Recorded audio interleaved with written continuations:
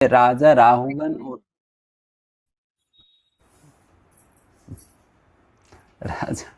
राजा राहुगन और जड़ भरत के बीच की चर्चा है ये।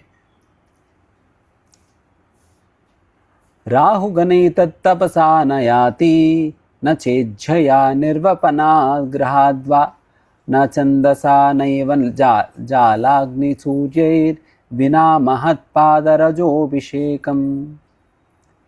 इसके अनुवाद श्रील प्रभुपाद जी लिखते हैं कि my dear king Rahugana, unless one has the opportunity to smear his entire body with the dust of the lotus feet of great devotees, one cannot realize the absolute truth. विना महत्पाद रजः अभिषेक। हम अपने आप को किससे नहलाना होगा? शुद्ध भक्तों की चरण धूलि से हम अपने आप को नहलाना चाहिए। शुद्ध भक्तों की चरण धूलि से अपने आप को लिटरली नहला देना चाहिए। एंड इस प्रकार से नहाए बिना आज तक किसी को भी पूर्ण पुरुषोत्तम भगवान की प्राप्ति नहीं हुई एंड आगे नहीं होगा। इसलिए कंपलसरी है। One cannot realize the absolute simply by observing। यहाँ पर बिल्कुल क्लियरली बता रहे कि कोई भी व्यक्ति परम सत्य को प्राप्त नहीं कर सकता है, चाहे वो ब्रह्मचर्य के पालन कर ले या नहीं तो गृहस्थ धर्म का पालन करे, नहीं तो वानप्रस्थ का पालन करे या सन्यासी बन जाए, या नहीं तो अनेक प्रकार के तपस्याओं का आचरण करे, अत्यंत ठंडी के समय पानी में जाकर डुबकी लगा ले, या नहीं तो गर्मी के समय आग के बीच में खड़े हो जाएं, फिर भी उन्हें परम सत्य की प्राप्ति नहीं हो सकेगी। परम सत्य को प्राप्त करने का एकमात्र मार्ग तो यही है, शुद्ध भक्तों की चरण धूलि में अपने आप को नहला देना।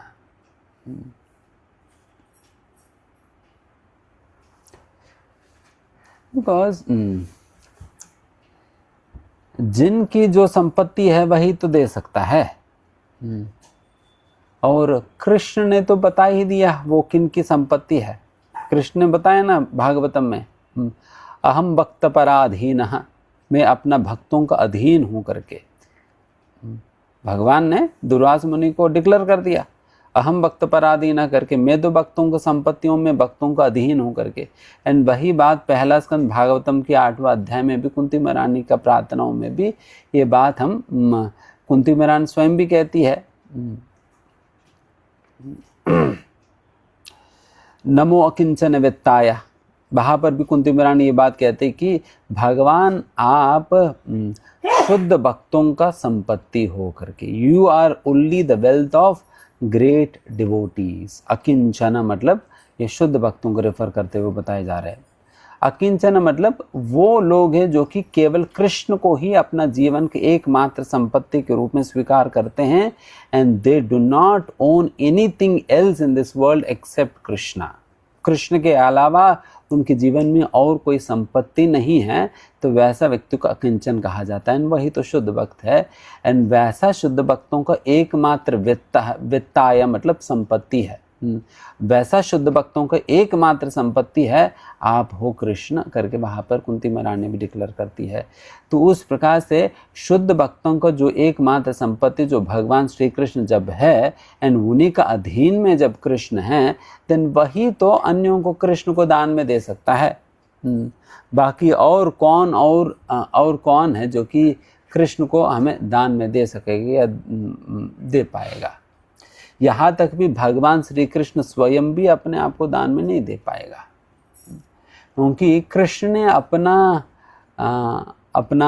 अपना ओनरशिप तो भक्तों को हाथों में दे दिया। अहम भक्त पराधीन, मैं अपना भक्तों का अधीन हो चुका हूँ, इसलिए भगवान अपने आप को भी स्वयं भी दे नहीं सकते हैं।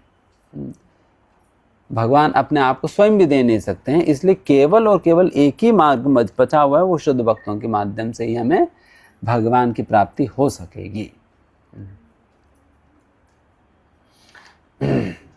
एंड अभी क्या है कि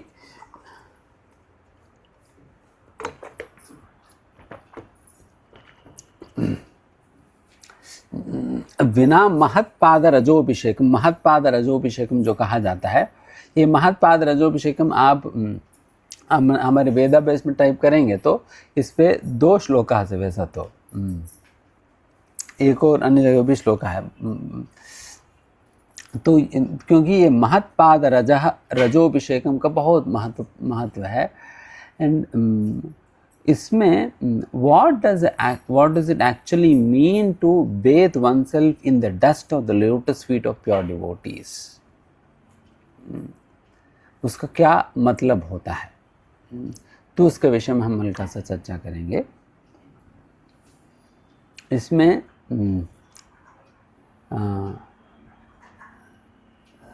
दो प्रकार के अर्थ है, 2 प्रकार के अर्थ है। एक तो लिटरल सेंस भी सही है, लिटरली शुद्ध भक्तों का चरण धूलि लेकर हमें अपने सिर पे धारण करनी चाहिए, नहलाना चाहिए। एंड वही उसी उद्देश्य के साथ ही जब भी हम वृंदावन जाते हैं, वृंदावन में प्रवेश करने का सबसे पहला नियम जो वृंदावन महात्म्य में प्रभुदानंद सरस्वती महाराज जो बताते हैं कि वृंदावन में प्रवेश करने का सबसे पहला नियम यही है कि वृंदावन में प्रवेश करते ही वृंदावन की धूलि में लौटना चाहिए करके, वृंदावन की धूलि में लौटना चाहिए। तभी भक्तों को कहा जाता है कि सभी साष्टांग दंडवत प्रणाम करे, साष्टांग दंडवत प्रणाम करे। एंड ऐसा करे जिससे कोई धूलि लगे ही ना, कि लोगों को डर है कि धूलि लग जाएगी, चिपक जाएगी। ऐसा नहीं, हमें ऐसा लगाना पड़ेगा जिससे हमें धूलि लगकर चिपक जाए, और कुछ पॉकेट वॉकेट में भी चले जाए, तभी तो आएगी नोएडा तक।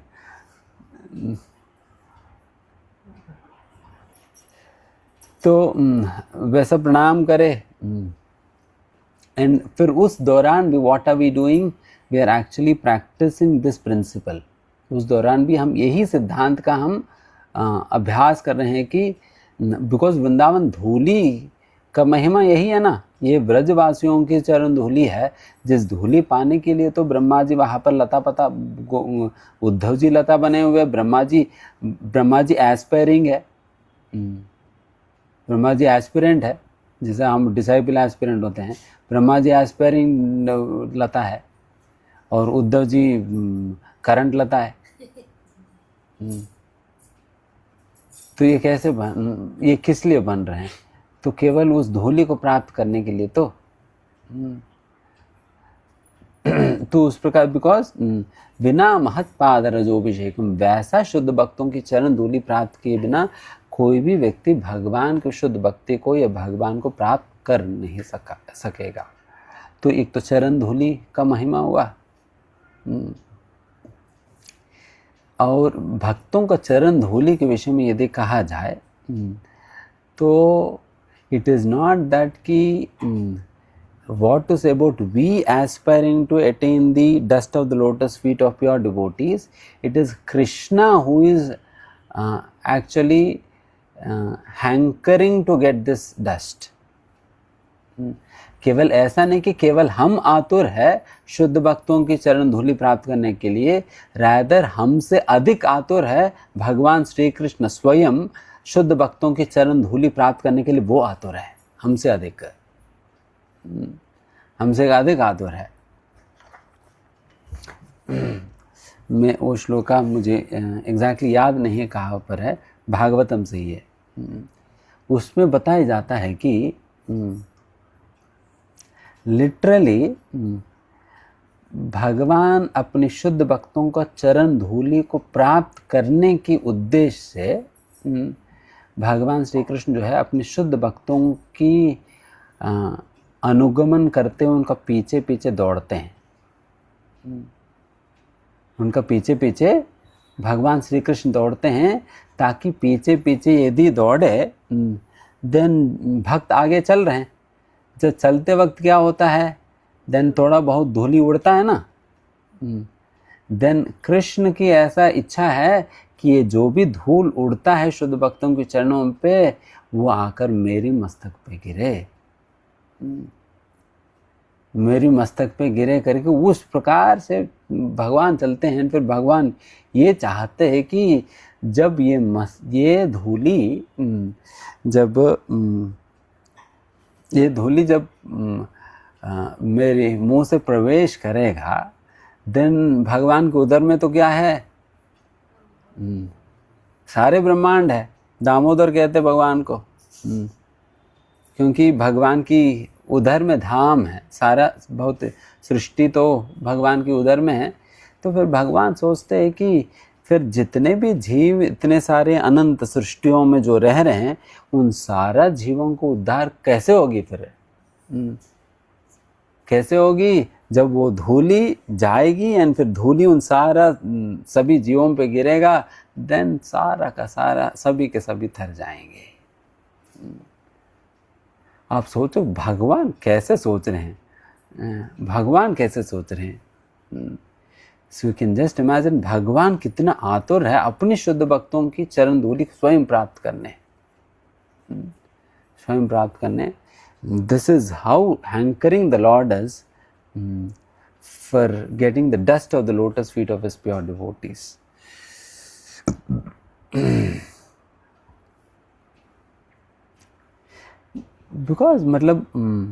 बिकॉज इस ऐसा जो चरण धूलि में एक ऐसा शक्ति ताकत है जो इस पूरा दुनिया का संपत्ति जो हमें खरीद कर दे नहीं सकती है, उस चीज को ये शुद्ध भक्त की चरण धूलि खरीद कर दे देगी।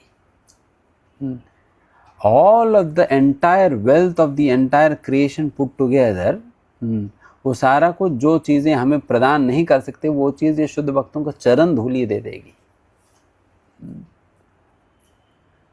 तो इसलिए फिर वैसा चरण धूलि की अत्यधिक महिमा गाया गया है।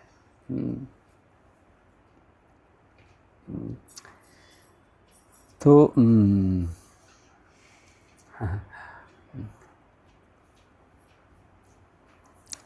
वैसा हम कई बार देखते, जैसा गोवर्धन एक बार परिक्रमा कर रहे थे और वहाँ पर कई सारे कुछ भक्तों को हमने देखा किस प्रकार से वो लोग लिटरली अपने कुर्ता उर्ता उतारा एंड फिर गया जहाँ पर अच्छा मिट्टी है, देन फिर पूरा लौटा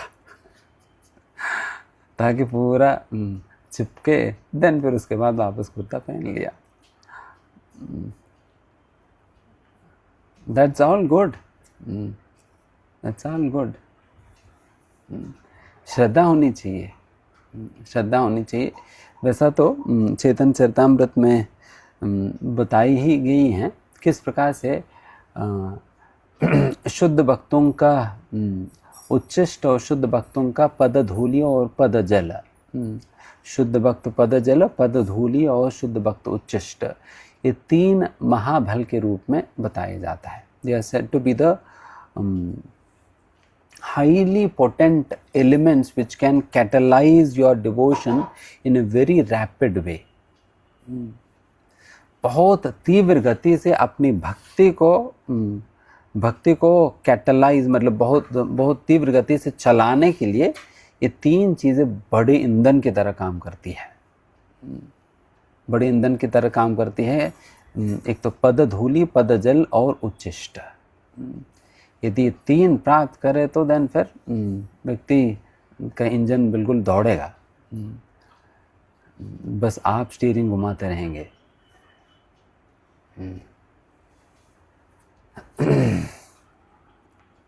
तो उस प्रकार से बहुत बड़ा लाभ है।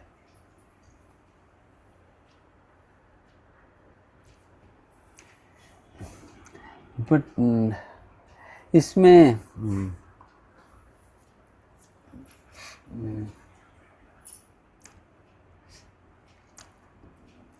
बस एक बात कहकर फिर आगे बढ़ते हैं कि एक बार रामाचार्य के संबंध में एक कथा आता है किस प्रकार से एक बार रामानुजाचार्य वो अपने शिष्यों के साथ एक नदी के तट से वो चल रहे थे। चलते चलते रामानुजाचार्य ने कुछ खाया और खाकर जो भी थोड़ा सा उच्चिष्ट या कुछ वैसा होता है ना, कुछ रह गया, तब उसे सीधा नदी में फेंक दिया। फेंकने पर क्या हुआ, उतने में नदी में एक मछली, सभी लोगों को देखते देखते एक मछली उस जो भी उच्चिष्ट को उसने पकड़ लिया और खा भी ली। और केवल खाने मात्र से क्या हुई, सभी लोगों के समक्ष ये जो मछली थी वो चतुर्भुज धारण करके भगवत धाम की ओर चलना शुरू कर दिया, सीधा। देन जो शिष्य चल रहे तो वो तो देखते रह गया। देन थोड़ी देर बाद वो लोग जो बात आपके मन में चल रही वही बात वो पूछने लगे। कुछ बात तो चल रहे है ना आपके मन में, वही वाली बात हमारी ओर से रामाचार्य के शिष्यों ने रामाचार्य से पूछ लिया था। ये पूछे थे कि महाराज जी हम तो भर भर के खाते हैं, हम तो भर भर के खाते हैं, इतना खाने के बाद भी 4 नहीं 3 तक हाथ नहीं बने,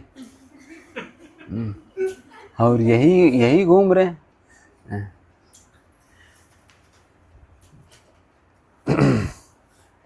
नोएडा ग्रेट नोएडा के नाले में ही घूम रहे।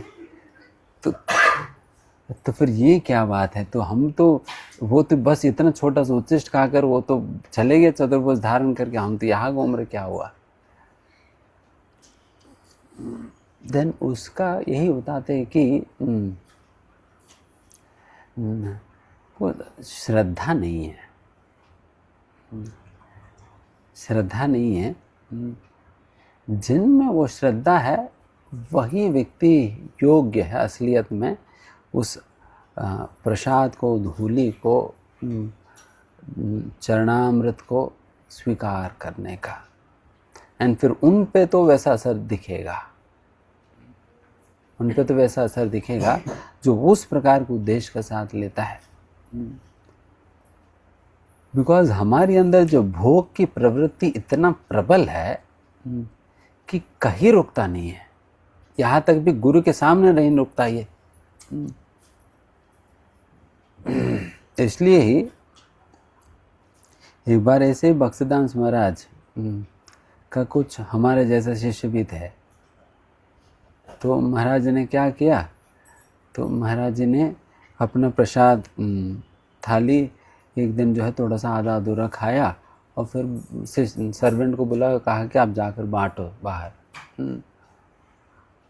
तो सर्वेंट ले गए, सभी बांटने लगा। और फिर सारा बांटने के बाद वो वापस आया तो बक्सदांस महाराज ने पूछा उनसे, अरे आप बताओ कि कौन क्या खाया।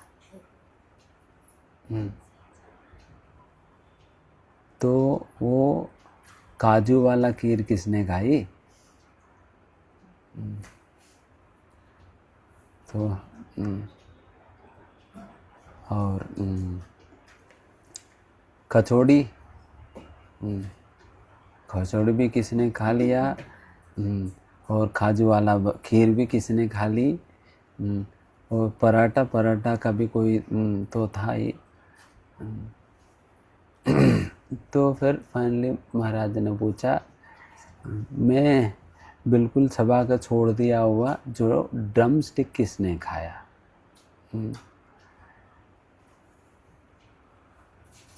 सबसे अधिक जूठा तो वही होता है ना, बाकी तो थोड़ा बहुत मुंह से निकल जाता है। तो सही में जो जूठा बनता है तो वो तो वही है, बिल्कुल छबा जबा कर फिर मुंह से निकाल कर दिया जाता है। ड्रम स्टिक तो थाली में पड़ा हुआ है, ड्रम स्टिक तो थाली में पड़ा हुआ है, बाकी सब कुछ सभी लोगों ने निकाल लिया। किसी को खीर पसंद वो ले लिया, किसी को पराठा पसंद वो ले लिया, किसी कचौड़ी ले लिया और ड्रमस्टिक छोड़ दी। तो ये हमारी गुरु भक्ति है, ये गुरु भक्ति है, स्टैंडर्ड ऑफ गुरु भक्ति। सो दैट इज वाई इन चीज़ों की असर कई बार हमारे ऊपर दिखता नहीं है, दिखता नहीं। वही यदि कोई श्रद्धा के साथ स्वीकार करता है, देन गुरु खुद से देने लगते हैं, खुद से देंगे भी। ये चैतन्य महाप्रभु चैतन्य लीला में होती है। मैं उस भक्त का नाम भूल गया था। उनको जो महाप्रसाद पे इतना श्रद्धा, इतना विश्वास था उस भक्त को, क्योंकि भगवान के प्रसाद को महाप्रसाद कहा जाता है, भगवान के उच्चिष्ट को महाप्रसाद कहा जाता है, और वही महाप्रसाद कोई और भक्त ग्रहण करके छोड़ता है और उनकी उच्चिष्ट को महाप्रसाद कहा जाता है। तो उस प्रकार से जो महाप्रसाद के ऊपर उनकी इतना श्रद्धा विश्वास था, उनको जहाँ तहाँ भी महाप्रसाद ग्रहण करने का मौका मिलता था वो पहुँच जाता था। लिटरली वो ऐसा नहीं है कि जो थाली में रखा हुआ महाप्रसाद उठाता था, वो उस स्थान मतलब जहाँ पर भी उनको पता चलता था वैष्णव सेवा वहाँ पर हो रहे हैं, तो वो उस स्थान पे पहुँच जाता था जहाँ पर सभी लोग खाने के बाद उनकी पत्तल जहाँ पर फेंका जाता है वहाँ पहुँच जाते थे। सभी लोग तो प्रसाद माहौल में बैठे हैं एंड वो कहाँ पहुँच गया, वहाँ पहुँच गए जहाँ पर डस्टबिन जैसे, जहाँ पर जो है सभी लोगों को पत्तल फेंका जाता है। वहाँ जाकर सभी लोगों की पत्तलों से उठा कर, जिस प्रकार से लिटरली नहीं कहनी चाहिए, बट जैसा मतलब पत्तल फेंकने के बाद तो कुत्ते वगैरह आकर खा जाती है ना, उस प्रकार से मतलब भाव तो शुद्ध भक्ति के भाव से ही मतलब उस प्रकार की चेष्टा है। तो वैसा लेकर खाते थे। तो एक समय वैसे ही जब चैतन्य महाप्रभु उच्चिष्ट खाने लगे, तन कोई और भक्त जब मना किया, तन चैतन्य महाप्रभु ने रोका उनको, नहीं, इनको मेरी उच्चिष्ट लेने से रोको मत, बिकॉज असलियत में उच्चिष्ट को ग्रहण करने का एकमात्र योग्य व्यक्ति यही है। बिकॉज इनको महाप्रसाद इतना श्रद्धा है, उस श्रद्धा के साथ ये ग्रहण कर रहा है करके, उस प्रकार की श्रद्धा के साथ जब हम ग्रहण करेंगे तो उसके प्रभाव एक अलग ही स्तर पर पड़ेगा। तो वैसा ठीक है निवेश।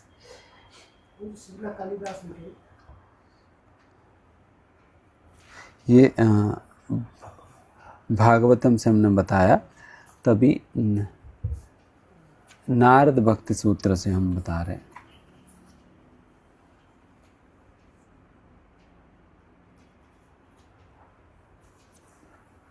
नारद भक्ति सूत्र में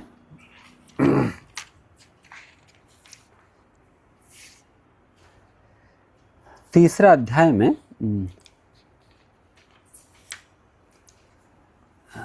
भगवत प्रेम को प्राप्त करने का मार्ग या विधान या साधन बताया जाता है। The means to achieve pure devotion to Krishna या pure love to Krishna. And यही नारद भक्ति सूत्र है वो शास्त्र जिसमें बिल्कुल क्लियर टर्म्स के साथ बताती है कि भक्ति होता क्या है करके, कि जैसा है ना कि इसमें बताया, शुरुआत में ये श्लोक आता है, सत्वस्मिन् परम प्रेम रूपः भक्ति व्याख्यास्यामः, मतलब भक्ति के ऊपर में व्याख्या करने वाला हूँ कहते हुए नारद मुनि ये शुरू करते हैं वर्णन। एंड उसमें सेकेंड लाइन ही है, सत्वस्मिन् परम प्रेम रूपः।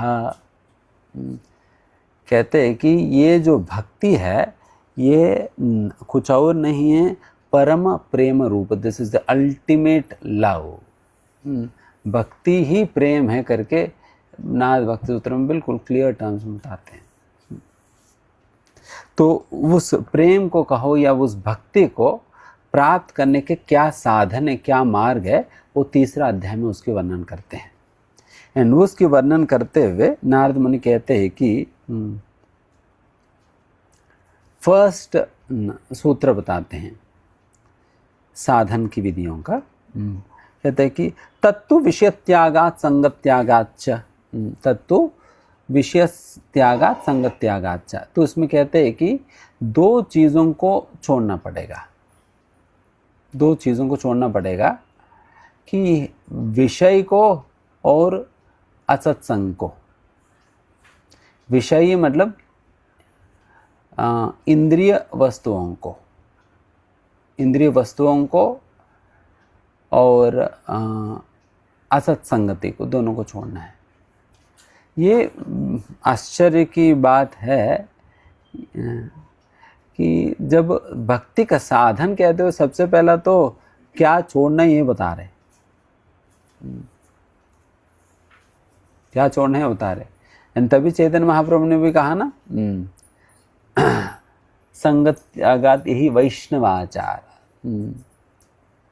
असत्संग को त्यागना ही सबसे महत्वपूर्ण वैष्णव आचरण है, सबसे पहला आचरण है। वह सबसे पहला हम यही करनी चाहिए, असत्संग को त्यागना चाहिए। ठीक है, नहीं उसमें नहीं जाएंगे। तो ये पहला सूत्र बताते हैं। देन उसके बाद कहते हैं कि अव्यावृत्त भजनात्। अव्यावृत्त भजनात् मतलब अनइंटरप्टेड सर्विस होनी चाहिए। सेवा किस प्रकार से होनी चाहिए? अनइंटरप्टेड। ये दूसरा सिद्धांत बताते हैं। एंड फिर थर्ड सिद्धांत बताते हैं कि लोकेपि भगवत गुण श्रवण कीर्तनात्। यहाँ पर बताते हैं कि लोकेपि, आप अनेक प्रकार की भौतिक परिस्थितियों में रहने के बावजूद भी, लोकेपि मतलब अनेक प्रकार की भौतिक लोक वृत्तियों के बीच में, अनेक भौतिक दुनिया की परिस्थितियों में रहने के बावजूद भी व्यक्ति को क्या करनी चाहिए? भगवत गुण श्रवण कीर्तनात्, भगवान की विषय में सुनना चाहिए और उनकी कीर्तन करनी चाहिए। यहाँ पर ये नहीं कर रहे कि, ये डिक्लेयर नहीं कर रहे कि आपको आइडियल सिचुएशंस मिलेंगे। लोकेपि, लोकेपि मतलब मेटीरियलिस्टिक सिचुएशंस में होने के बावजूद भी व्यक्ति को अपना श्रवण कीर्तन कंटिन्यू करनी चाहिए, कोई बहाना नहीं चलेगा करके बता रहे। तो अभी इतना बताया ना भक्ति को प्राप्त करने का। सबसे पहला विषय त्यागात संगत त्यागात, फिर उसके बाद अव्यावृत्त भजनात्, फिर उसके बाद भगवत गुण श्रवण कीर्तनात्। ये तीन चीज़ें बताई गई। अभी चौथा चीज़ देखिए, चौथा सूत्र कहने के पहले ही नारद मुनि कहते कि मुख्यतस्तु, इन सारे में सबसे अत्यंत महत्वपूर्ण मार्ग शुद्ध भक्ति को प्राप्त करने का क्या है बता रहे हैं। मुख्यतस्तु महत् कृपायैव भगवत कृपालेशाद्वा। इस यहाँ पर क्लियरली बता रहे कि द मेन आइटम, जो सबसे महत्वपूर्ण तरीका है शुद्ध भक्ति को प्राप्त करने का, वो क्या है? महत् कृपायैव, शुद्ध भक्तों की कृपा से, शुद्ध भक्तों की कृपा से ही ये प्राप्त हो पाएगी।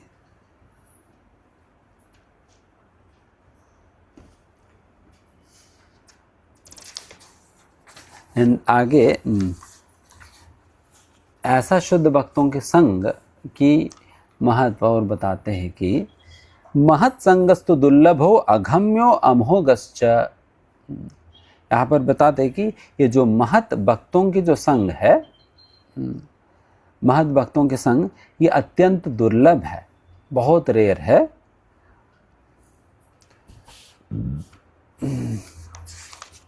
और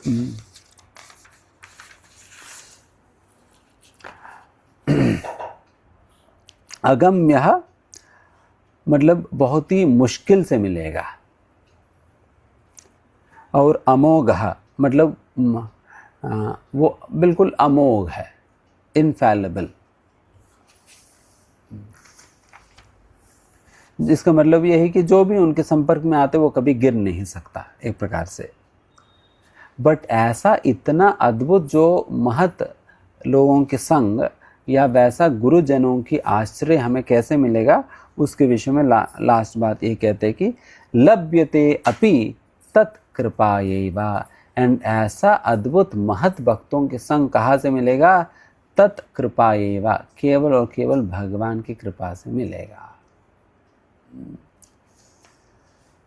तो इसलिए ये बात याद रखना कि भगवान की कृपा हमारे जीवन में कैसे प्राप्त होता है? शुद्ध भक्तों के संग के रूप में। शुद्ध भक्तों के संग के रूप में हमें भगवान की कृपा मिल रहे हैं।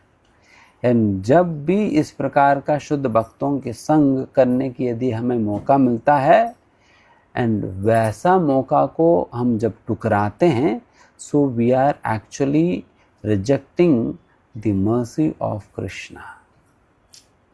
भगवान की कृपा को टुकरा रहे हैं। एक तरह हम उसी कृपा के लिए माला कर रहे हैं, रोज 16-16 माला कर रहे हैं, और कई लोग तो कई गुना ज़्यादा कर लेते हैं। और भगवान से प्रार्थना, भगवान कृपा करो, कृपा करो। और जब भगवान कृपा पार्सल करके भेजा तब हमने ठुकरा दिया। भगवान समय नहीं है, बॉस बुला रहे, जाना है।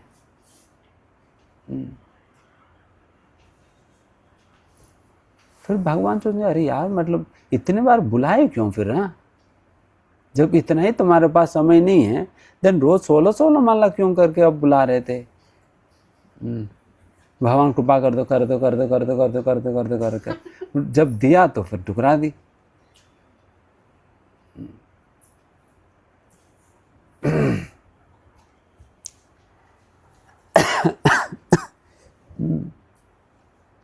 देन फिर भगवान सोचेंगे इसका मतलब ये सारा he does not mean what he says। समझ बात? he does not mean what he is actually spelling out। जो वो कहता है उनका वो मतलब नहीं है। ये केवल फालतू में ही इस प्रकार से कह रहे हैं। तो इसलिए ऐसा लोगों की बातों को कभी हमें गंभीरता से नहीं लेनी चाहिए। अगर आप वो वाली कहानी है ना, वो गांव वाली कहानी जो शेर का,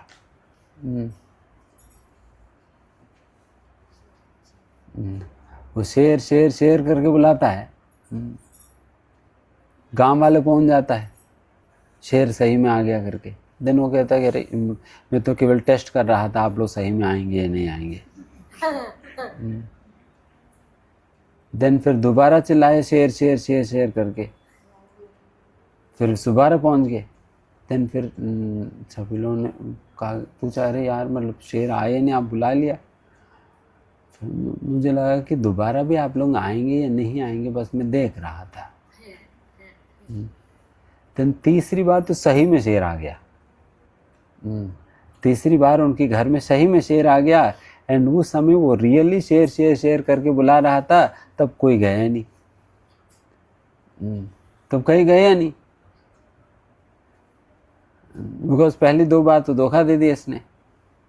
सो that is how Krishna feels ignored, neglected and rejected when we reject the association of pure devotees. He feels that his reciprocation is not being appreciated. He feels my reciprocation, मैं तो अपना शुद्ध भक्तों के माध्यम से तो मैं तो उनके साथ आदान प्रदान करूंगा ना, and he is rejecting it. He is rejecting it. Then why should I take his word so seriously?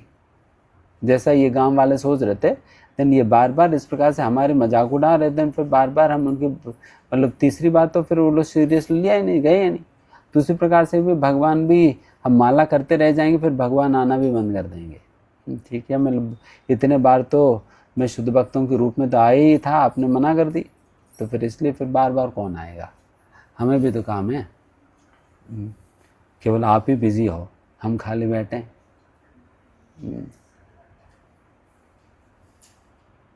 तो कर भगवान भी सोचेंगे। So that is why one should literally hanker to have the association of devotees. शुद्ध भक्तों का संग लेने के लिए व्यक्ति के अंदर वो तीव्र ईगरनेस, आतुरता होनी चाहिए। जितना ईगरनेस आपके अंदर है ना शुद्ध भक्तों का संग लेने का, समझ सकते हैं कि हम भक्ति में उतने ही अग्रसर हो पा रहे हैं। बिकॉज ये तो बताइए ना, न उत्पादयेत यदि रतिम शमये वही केवलम वासुदेव कथा रुचि। भगवान श्री वासुदेव कथा की प्रति रुचि जितना जागृत हुआ है उतना ही हमारी प्रगति हुई है, बस।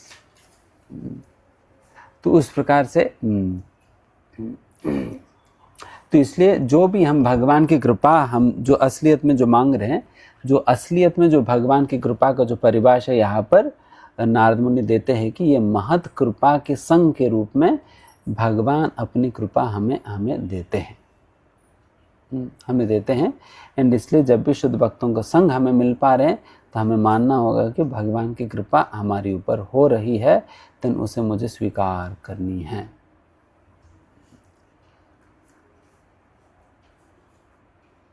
एंड फिर हम और आगे बढ़ते हैं अभी।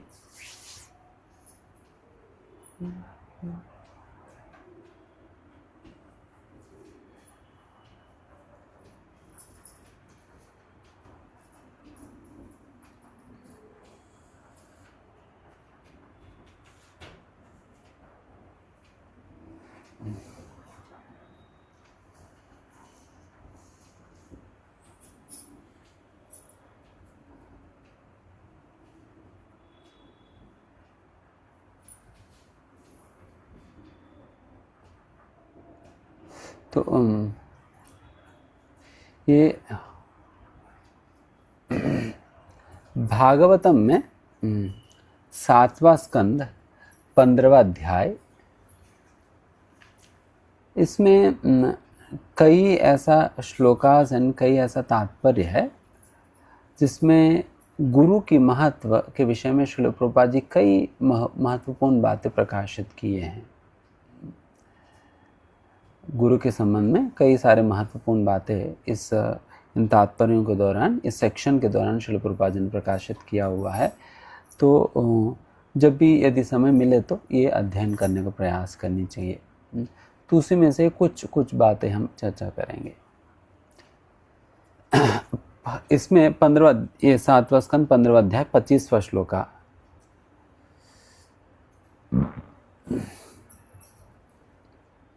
रजस्तमश्च सत्त्वेन सत्त्वं चोपशमेन च एतत् सर्वं गुरौ भक्त्या पुरुषो हि अंजसा जयेत्।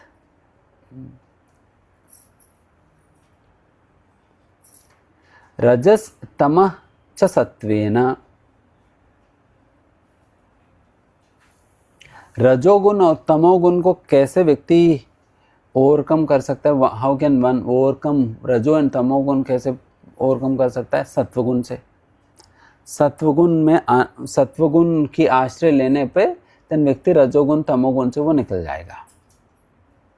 और सत्वम से निकलेंगे, सत्वगुण से निकलेंगे कैसे? फिर कहते हैं कि सत्वम चोपशमेन च एतत् सर्व, फिर वैसा सत्वगुण से भी निकलने के लिए क्या करना होगा? व्यक्ति को धीमे धीमे अपने आप को शुद्ध सत्व पे स्थित करना होगा, देन फिर वो सत्वगुण से भी निकल जाएगा।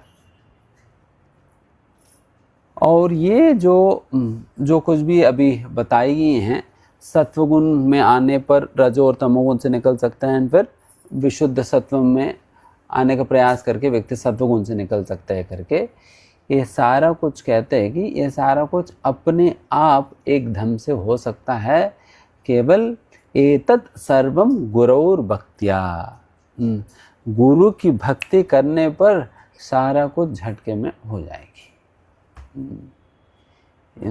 नहीं तो पहले कदम यहाँ से यहाँ रखो, फिर वहाँ से वहाँ रखो, फिर उसके बाद यहाँ से वहाँ रखो, तो इतना कौन सीढ़ी चढ़ता रहेगा। तो यहाँ पर क्लियर प्रोसेस बता रहे कि सिंपली एतत् सर्वम, इस प्रकार के सब कुछ आपको गुरौर भक्तिया, गुरु की भक्ति करने पर सब कुछ ऑटोमेटिकली हो जाएगी।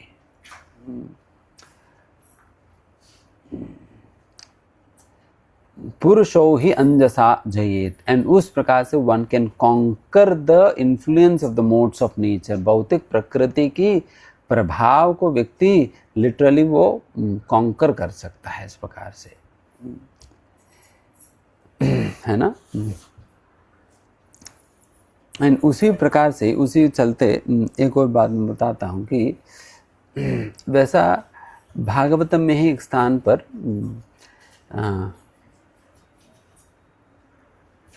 जैसा हमारा विभिन्न प्रकार की अनर्थ है ना, काम, क्रोध, लोभ, मोह, मद, मात्सर्य करके, सारे अनर्थों को दूर करने के लिए अलग अलग उपाय बताए जाते हैं। जैसा कि संकल्पा जयेत कामः, मतलब संकल्प से काम वासना के ऊपर जीत प्राप्त किया जा सकता है।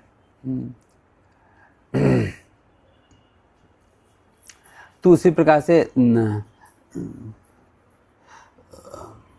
भक्त द्वेषी जने द्वेषाद, अपना द्वेष को भक्तों से द्वेष करने वाला लोगों के प्रति मोड़ कर हम द्वेष के ऊपर विजय प्राप्त कर सकते हैं। तो उस प्रकार से लालच के ऊपर कैसे विजय प्राप्त करना है, तो ये सारा बताइए भागवतम में, हर चीज़ के लिए क्या क्या आपको निवृत्ति का मार्ग है। और उसी प्रकार से माधुर्य कादम्बनी में भी अनर्थ निवृत्ति के विषय में चर्चा करते हुए वहाँ पर भी विश्वनाथ चक्रवर्ती ठाकुर जो है वर्णन करते हैं कि मतलब जैसे मैंने शुरुआत में बताया था 4 प्रकार के अनर्थ है करके, तत्व विभ्रम, असतृष्ण, हृदय दौर्बल्यम, अपराध करके 4 अनर्थ है। और इन 4 अनर्थों का भी अपना अपना सब सेक्शंस है, वो भी 4 प्रकार की है। तो वैसा करते करते 16 हो गया। तो 16 में भी संतुष्ट नहीं होते हैं, तो उसमें भी और कुछ होगा। तो इस प्रकार से इतने सारे अनर्थ है, इन सारे अनर्थों को निकालने के लिए अपना अपना तरीका वहाँ पर रूप गोस्वामी विष्णु चक्रवर्ती ठाकुर देते हैं। उसमें एक एक अनर्थ का क्या क्या उपाय है करके। तो अभी भागवतम में एक अन्य जगह बताया जाता है कि इस प्रकार से सारे अनर्थों को समूल रूप से समाप्त करने का एकमात्र उपाय यही है। मतलब ये तो अच्छी बात है ना कि बस एक हम उपाय कर लें और फिर सारा कुछ खत्म हो जाए अनर्थ। नहीं तो काम के लिए अलग से ट्राई करो, क्रोध के लिए अलग से ट्राई करो, लोभ के लिए अलग से ट्राई करो, तो बट एक ही उपाय पकड़ा और फिर सारा काम हो गया। तो उसके लिए बताते हैं कि ये गुरु भक्ति से हो जाता है। गुरु भक्ति से सारे के सारे अनर्थ समूल रूप से नाश हो जाता है। One does not have to take to different processes separately, अलग अलग से सारे प्रयास करने की जरूरत नहीं। बस एक पकड़ लिया, गुरु भक्ति सही में किया, तो सारे के सारे अनर्थ साफ हो जाएंगे।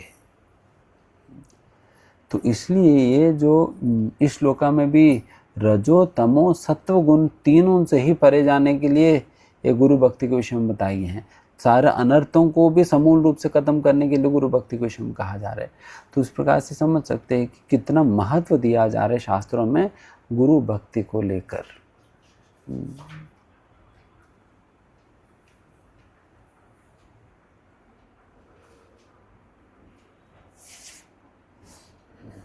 एंड उसके अगले श्लोका में 26वां श्लोका, यस्य साक्षात् भगवती ज्ञानदीपा प्रदे गुरौ मत्यासद्धि श्रुतं तस्या सर्वं कुंजर शौचवत्।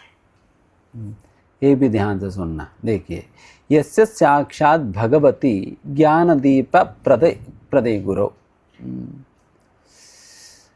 यहाँ पर कहते हैं कि गुरु को साक्षात भगवान का स्वरूप क्यों मानना चाहिए, इसका कारण बता रहे कि यस्य साक्षात भगवती ज्ञान दीप प्रदे गुरु, क्योंकि ज्ञान का दीप हमारे हृदय में प्रज्वलित करने वाला गुरु है, इसलिए गुरु को साक्षात भगवान की प्रतिनिधि के रूप में कहो या साक्षात भगवान का स्वरूप के रूप में माना जाता है, क्योंकि ज्ञान दीप प्रदे गुरु, इसका ये कारण है।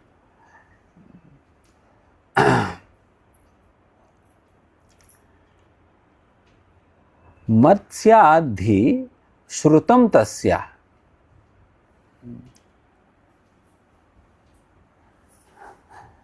सर्वम कुंजर शौचवत, ये सुनना। इसमें कहते हैं कि यदि आप मत्स्य मतलब एक भौतिक प्रकार की दृष्टिकोण के कारण, मतलब गुरु के प्रति एक भौतिक प्रकार की दृष्टि रखने के कारण, मतलब उनको भी हम एक साधारण मनुष्य, हम जैसे एक साधारण मनुष्य यदि हम मानकर या उस प्रकार की दृष्टि से यदि देखे, उस प्रकार की बुद्धि रखे गुरु के प्रति, देन उसकी वजह से क्या परिणाम सुनना। श्रुतम तस्य सर्वम कुंजर शौचवत, जितना जो कुछ भी शास्त्र अध्ययन करके, नाम जप करके, तप करके, धाम घूम कर, दान देकर, जो कुछ भी आज तक आपने जो भी इकट्ठा की है ना, वो सारा कुछ नष्ट हो जाएगी। वो सारा कुछ नष्ट हो जाएगी। बेचारे हम सुबह सुबह उठ कर नींद वींद छोड़ कर माला कर रहे, सोते उठते सोते उठते, एंड जब कैसे तैसे समय निकाल कर मेट्रो में बस में बैठ कर पढ़ाई कर रहे, तो ये करके वो करके ध्यान दे रहे, ये सारा कुछ पूरा नष्ट हो जाएगी यदि गुरु के प्रति ऐसा नर बुद्धि, एक साधारण मनुष्य की रूप में यदि उन्हें देखकर उसी प्रकार से ट्रीट करे, उसी प्रकार की व्यवहार या उस प्रकार की बुद्धि रखे, then everything will be lost। यहाँ पर उदाहरण दे रहे कि कुंजर शौचवत। कुंजर शौचवत मतलब जैसा एक हाथी क्या करती है, वो पानी में डुबकी लगाने के बाद बाहर आकर सारा मिट्टी में लौटने लग जाती है, एंड पुनः अपने शरीर में सारा धूली मिट्टी उठा लेती है, देन फिर उनकी नहाने की क्या मतलब ही रह गया। तो उसी प्रकार से ही मतलब इस प्रकार के तप वप इन सारे चीज़ों का क्या ही फायदा रहेगा जब गुरु के प्रति ही हमारा बुद्धि उस प्रकार की नीच बुद्धि रह गया।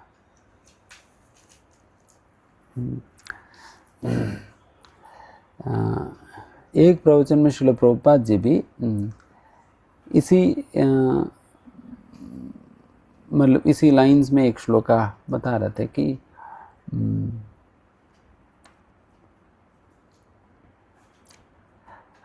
आराधितो यदि हरि तपसा ततः किम, नाराधितो यदि हरि तपसा ततः किम। प्रभुपाद जी कहते हैं कि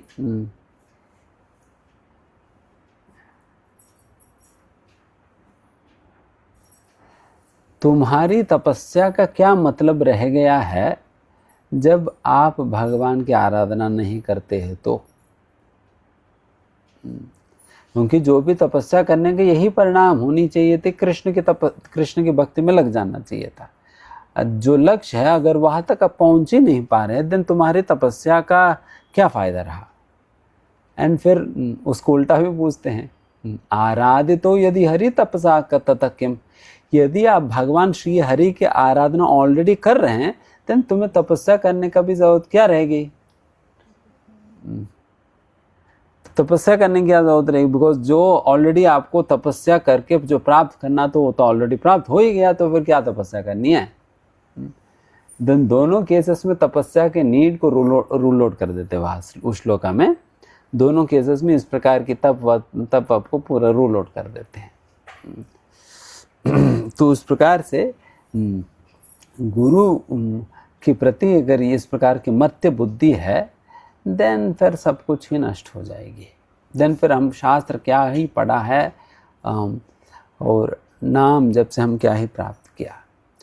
एंड एक मैं प्रवचन सुन रहा था, पर मुझे हलदास स्वामी महाराज ये बात कह रहे थे कि यदि किसी के अंदर गुरु की प्रति भी भक्ति नहीं है, देन हम हरिनाम प्रभु से ही प्रार्थना कर सकते हैं गुरु भक्ति प्रदान करने। हरिनाम प्रभु से प्रार्थना कर सकते हैं कि देखिए मेरी अंदर उतना भी बुद्धि शक्ति या मन नहीं है, गुरु भक्ति के लिए तैयार ही नहीं हूँ, तो इसलिए मैं आपसे प्रार्थना करता हूँ मेरी अंदर गुरु भक्ति बढ़ाएं। एंड जैसा मैं शुरुआत में ही जैसे मैंने बताया, गुरु की भक्ति की बिना कोई भी व्यक्ति कृष्ण के भक्त नहीं बन सकता, कृष्ण के भक्त नहीं बन सकता है।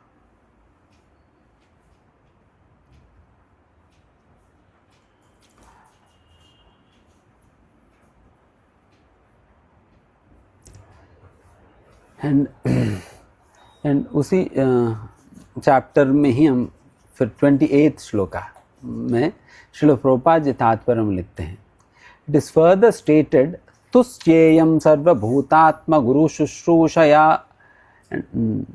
तरंति अंजो भवार्णवम।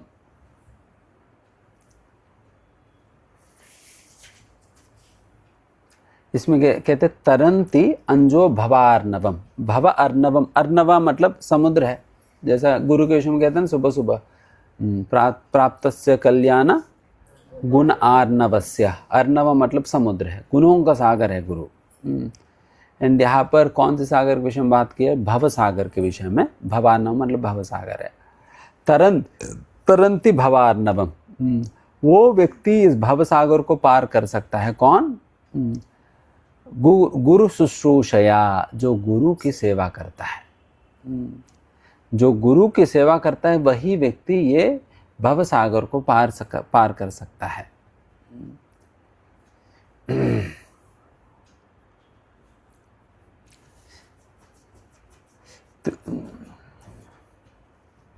एंड फिर आगे बढ़कर प्रभुपाद जी ये लिखते हैं कि thus he gradually sees the Supreme Lord face to face and enjoys life in association with the Lord. फिर वैसा व्यक्ति जो भव सागर को पार कर पाता है, जो कि गुरु भक्ति करता है, वो भव सागर को पार करा, एंड जिसने पार किया वो सीधा भगवान को समक्ष देख पाते हैं, जूम पे नहीं बल्कि आमने सामने देख पाते हैं। आमने सामने देख पाते हैं, जिस प्रकार से यहाँ पर जैसे बता रहे हैं।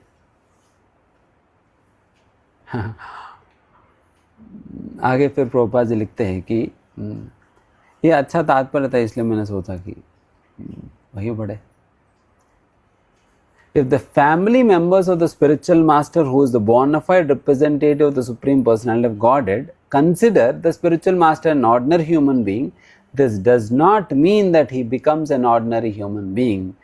कभी कभी परिवार के सदस्य उनको, अरे ये मैं तो मेरा ही बैठा है यार, ये तो मेरा भाई है, तो उसी प्रकार से देखेंगे। कई बार वो लोग उस प्रकार से देख सकते हैं ना, मेरा बेटा है, मेरा पोता है, या मेरा भाई है। कोई कहेगा ये तो मेरा चाचा है, मेरे मामा है करके। तो इस प्रकार से कोई भी किसी भी प्रकार की, मतलब उनके परिवार के सदस्य उस प्रकार से गुरु को देख भी सकते हैं। फिर भी हमें समझना होगा गुरु कोई वैसा कोई साधारण मनुष्य नहीं है। बिकॉज ऐसा बातें जब हम सुनते हैं ना, हमें लगता है कि अरे मतलब तो नॉर्मल ही है, जैसा मेरा सारा रिश्तेदार है तो उसी प्रकार से उनका भी है, तो एक जैसा ही है करके लग सकता है। तो इसलिए प्रभुपाद स्पेसिफिकली लिख रहे हैं, the spiritual master is as good as the supreme personality God, and therefore one who is very serious about spiritual advancement must regard the spiritual master in this way. इसलिए यहाँ प्रभुपाद जी कह रहे हैं कि जो भी लोग इस प्रकार से अपनी आध्यात्मिक वृद्धि को लेकर बहुत गंभीर है, उन्हें निश्चित रूप से इस बात को स्वीकार करनी चाहिए कि गुरु पुरुष मतलब वो पुरुष पूर्ण पुरुषोत्तम भगवान जैसे ही है करके। Even a slight deviation from this understanding can create disaster in the disciples' Vedic studies and austerities. अगर इस प्रकार की समझ से अगर तनिक मात्र भी यदि कोई व्यक्ति हिलता है, देन फिर उनकी भक्तिमय जीवन में आटम बॉम्ब, न्यूक्लियर बॉम्ब सारे फटेंगे।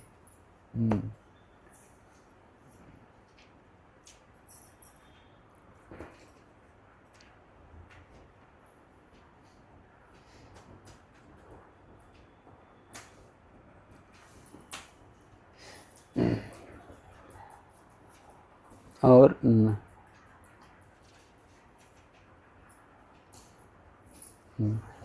एक और महत्वपूर्ण श्लोक है, ये भी भागवतम से ही है, भागवतम से है। यावन ऋकाय रथम आत्म वशोपकल्पम दत्ते गरिस्थ चरणाश्रया निशातम ज्ञानजम अच्युत बलो दधात अष्ट शत्रु स्वानंद तुष्ट उपशांत इधम विजह्यात। इसमें कहते हैं कि as long as one has to accept a material body with its different parts and paraphernalia which are not fully under one's control, one must have the lotus feet of his superiors, namely his spiritual master and the spiritual master's predecessors.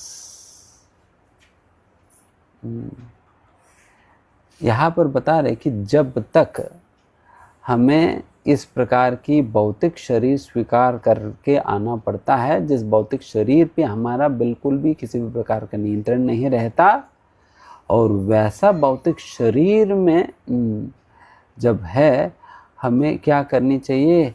गुरु की चरणों का आश्रय में ही रहना चाहिए। And गुरु ही नहीं, the प्रेडेसेसर्स of the गुरु। प्रेडेसेसर्स मतलब कौन होते हैं?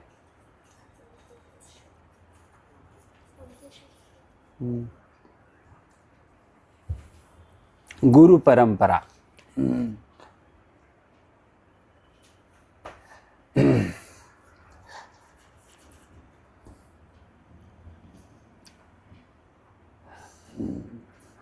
गुरु ही मतलब जब गुरु का आश्रय ले तो गुरु परंपरा का ही आश्रय ले रहे हैं, एंड वैसा गुरु भी, एंड फिर गुरु का शिष्यों का भी आश्रय में रहना चाहिए। एंड इस प्रकार से होने पर क्या होता है आप सुनिएगा। बाई देयर मर्सी, इस प्रकार से वैसा गुरुजनों के आश्रय पे रहने पर उनकी कृपा से क्या होगा? One can sharpen the sword of knowledge. जो भी ज्ञान हम स्वीकार कर रहे हैं ना, उसकी शार्पनिंग कब होगी? जब इस प्रकार से आश्रय में रहेंगे। देखिए, आश्रय में रहने का मतलब ये नहीं कि हम जिस प्रकार से छत के नीचे बैठे हैं तो वैसे ही खाली बैठे रहेंगे। आश्रय में रहने का मतलब जो पिछली श्लोक में बताए, शुश्रूषया गुरुहु, मतलब गुरु की सेवा करनी चाहिए। गुरुजनों की सेवा करनी चाहिए। जब तक हमें इस प्रकार से गुरुजनों की सेवा करने पर क्या होता है? जो भी ज्ञान हम शास्त्रों के माध्यम से जो सीख रहे हैं ना, वो ज्ञान सही में शार्पन होगा। नहीं तो हम ज्ञान सीख तो लेंगे, बट अगर तलवार यदि शार्प नहीं है ना, युद्ध करने गए, तलवार का धार लगे नहीं, तलवार उठाया और गर्दन काटने का प्रयास कर रहे हैं, 2 लगाए, 3 लगाए, 4 लगाए, बेचारे उनके गर्दन टूट ही नहीं रहा। तो उतने देर में क्या होगा? तो वो एक अपना तलवार निकालने की एक मारेगा आपको, देन फिर हमारा गर्दन तो वैसे निकल जाएगी। तो फिर जब हम युद्ध में जाते, बिल्कुल सही तैयारी के साथ जाना होगा। तो उसके लिए फिर क्या है? धार पूरा अच्छा से लगाना पड़ेगा। धार अच्छा से कैसे लग पाएगा? जब केवल ज्ञान को सीख पुस्तकों को रटने मात्र से नहीं मिल पाएगी, बल्कि जब गुरुजनों की इस प्रकार के सेवा समर्पण भाव से जब हम करते हैं, उनकी सेवा में ये धार लगता है। जब दार लगता है देन फिर आप माया के खिलाफ लड़ने के लिए तैयार हो सकते हो। नहीं तो हम लड़ने जाएंगे तो बट हम मार खा जाएंगे।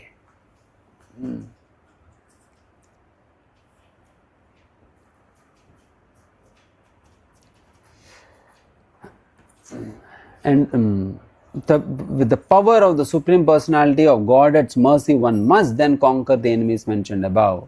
In this way, the devotee should be able to merge into transcendental bliss, and then he may give up his body and resume his spiritual identity. तो उस प्रकार से एक जीव को अपने शत्रुओं के ऊपर आक्रमण करनी चाहिए। तो उसके तात्पर्य में श्रील प्रभुपाद जी इसके विषय में वर्णन करते अच्युत बलः।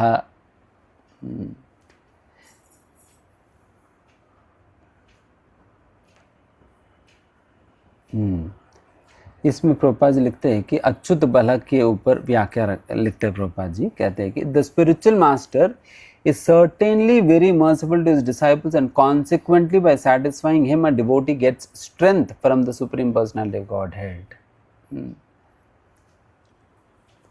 हालांकि गुरु सभी शिष्यों के ऊपर दया के भाव तो रखते हैं, तभी तो हम यहाँ बैठे हैं, नहीं तो कब का हम मतलब कहाँ पड़े रहते। तो गुरु की कृपा तो है, बट भगवान की कृपा उनके ऊपर होगी जिसने गुरु को संतुष्ट किया है। समझ आए बात? गुरु की कृपा सभी के ऊपर हो रहे हैं, बट भगवान की कृपा उनके ऊपर होगी जो जिसने गुरु को संतुष्ट किया। एंड भगवान जब कृपा करते, भगवान क्या करेंगे? देन अच्युत बलः, देन भगवान उनको शक्ति प्रदान करते हैं, स्ट्रेंथ देते हैं, spiritual strength. One who satisfies his spiritual master, Krishna awards in spiritual strength. इसलिए कहा जाता है अच्युत बलः। And more specifically Prabhupada ji यहाँ पर कहते हैं कि बलराम जी ये शक्ति प्रदान करते हैं करके।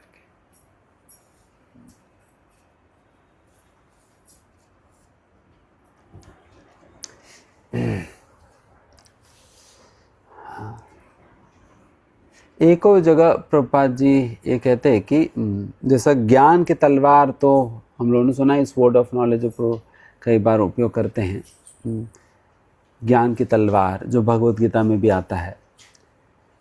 तो एक जगह प्रभुपाद जी ये कहते हैं कि वैसा ज्ञान की तलवार को पकड़ने का शक्ति ये गुरु की सेवा से मिलता है करके। वैसा ज्ञान की तलवार को पकड़ने का शक्ति, इसका मतलब अन्य शब्दों को कहा जाए ज्ञान को धारण करने का शक्ति। ज्ञान को धारण करने की शक्ति गुरु सेवा से ही मिलता है।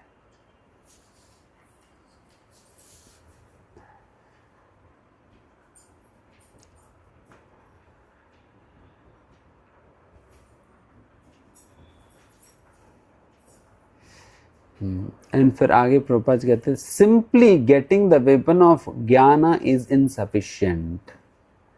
केवल ज्ञान के तलवार को प्राप्त करना अपने आप में पर्याप्त नहीं है। One must sharpen the weapon by serving the spiritual master. एक व्यक्ति को अपना तलवार की धार लगाना चाहिए, कैसे? गुरु की सेवा करके। Then the candidate will get the mercy of the Supreme Personality of Godhead। तब जाकर उस जीव को भगवान की माध्यम से उनको शक्ति मिलेगा।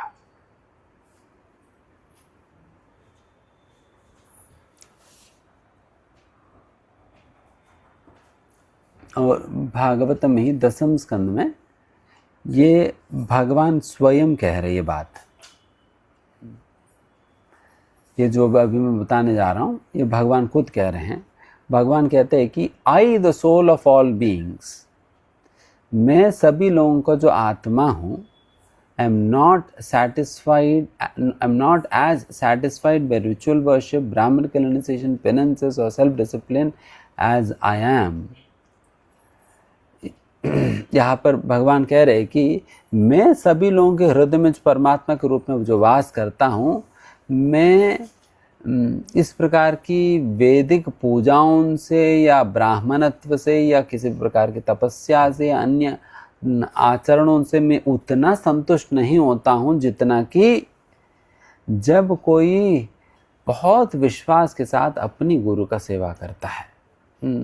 तो इसका मतलब भगवान को भी अत्यंत प्रसन्न करने वाला विषय तो यही है जब हम बहुत समर्पण के भाव के साथ गुरु की सेवा करते हैं, बहुत श्रद्धा के साथ। This is what pleases Krishna the most. सबसे अधिक जो भगवान को प्रसन्न करने वाले विषय तो गुरु की सेवा है।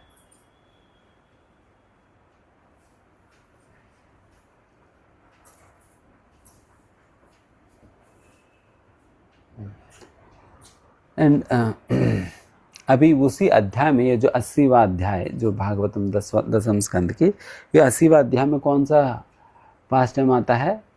वो वही वाला पास्ट टाइम जिसमें संदीप मुनि सुदामा कृष्ण वाला पास्ट टाइम। उसमें होता है ना, सुदामा को और कृष्ण को ये सेवा मिलता है कि उन्हें जंगल जाकर लकड़ी इकट्ठा करके उनको लाना था। तो वो दोनों जाते हैं लकड़ी इकट्ठा करने। तन लकड़ी इकट्ठा कर रहे होते, तो उतने में क्या होता है कि शाम हो जाता है करते करते। एंड उतने में क्या हुआ कि बहुत बड़ा आंधी तूफान शुरू हो जाता है। तो उस आंधी तूफान में इतना पानी भर जाता है और चारों ओर इतना तेज हवा इत्यादि चलने लगता है, जिसके कारण फिर ये दोनों जो है रास्ता भटक जाते हैं और पता नहीं चलता किस ओर जाए किस ओर ना जाएं। फिर कहाँ पर पानी है कहाँ पर ज़मीन है कुछ भी नहीं पता चलता। बेचारे दोनों ही अपने एक दूसरे के हाथों में हाथ रखकर फिर इधर उधर भटकते हैं। एंड एक ही स्थान भटक कर फिर कैसे तैसे वो रात निकालते हैं। एंड जब रात भर जब ये बच्चे वापस लौटे नहीं, संदीपनी मुनि जो है आश्रम में बहुत चिंतित थे। अरे इन बच्चों को तो मैंने भेज तो दिया बट ये लोग वापस लौटे नहीं, इनका क्या हो गया करके जब विचार कर रहे थे, देन उस समय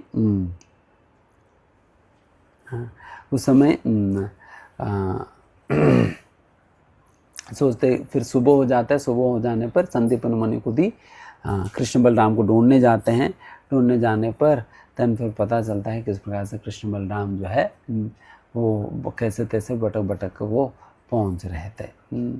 देन फिर संदीप मुनि ये बात कहते हैं कि देखिए आप दोनों ने सभी लोगों को अपना शरीर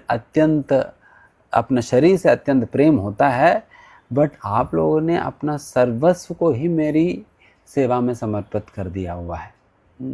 आप सोचो कि कृष्ण ने भी अपना गुरु की सेवा के लिए अपना सर्वस्व समर्पित किया हुआ है। He is showing with his example how a disciple should dedicate his everything, including his body, wealth and everything in the service of the spiritual master.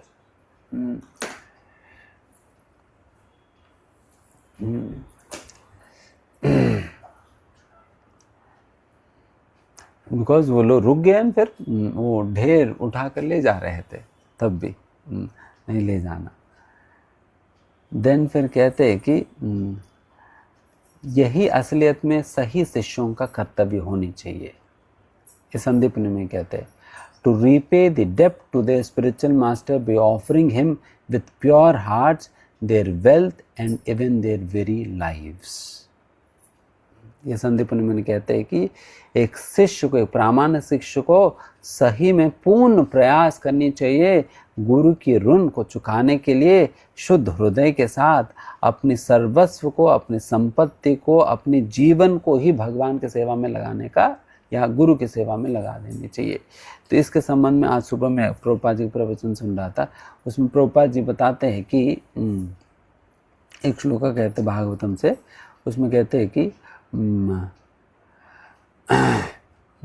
ये बहुत सुंदर शब्द लगा मुझे कि कृष्णार्पित प्राण, कृष्णार्पित प्राण कितना सुंदर है। कृष्णार्पित प्राण, कृष्णार्पित प्राण तत्पुरुष निसेवया यथा कृष्णार्पित प्राण तत्पुरुष निषेवया, ये प्रभुपाद जी कहते हैं। प्रभुपाद जी कहते हैं इसमें एक जीव को अपना प्राण को ही कृष्ण को समर्पित कर देनी चाहिए। One should dedicate his very life in the service of Krishna. ये शब्द किया जाता है कृष्णार्पित प्राण, मतलब to dedicate one's very life in the service of Krishna. एक व्यक्ति को अपना जीवन को ही कृष्ण की सेवा में लगा देनी चाहिए। एंड फिर प्रभुपाद जी ने कहा, ये याद किया, प्राणे रत्ते दिया वाचः। फिर कहते हैं प्राण, मतलब इस प्रकार से लाइफ ही भगवान को सबसे पहला लाइफ ही देने का प्रयास करनी चाहिए। एंड फिर कहते हैं कि इस प्रकार से प्राण कोई भगवान को कैसे दे सकता है, उसका माध्यम भगवान, उसका माध्यम यहाँ पर इस श्लोक में बताते हैं कि तत्पुरुष निषेवया। ये हम अपने प्राण को भगवान की सेवा में कैसे दे सकते हैं, ये भगवान की शुद्ध भक्तों का या गुरुजनों का सेवा करके। तो इसलिए service to the spiritual master is the means और इज द मीन्स ही नहीं बल्कि is the way to dedicate one's life to Krishna. यही मतलब तरीका है कृष्ण को अपना प्राण अर्पित करने का, गुरु की सेवा करके। तो उस प्रकार से गुरु की सेवा में कहीं पर भी किसी प्रकार की कमी आने नहीं देनी चाहिए। उस प्रकार की सेवा शिष्यों को हमेशा करनी चाहिए। एंड इसके संबंध में बस एक बात कहकर मैं समाप्त करूंगा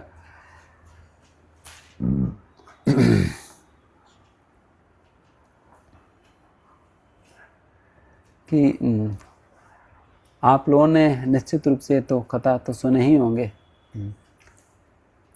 अपने बचपन में, आरुणि की कथा। आरुणि नहीं याद होगा।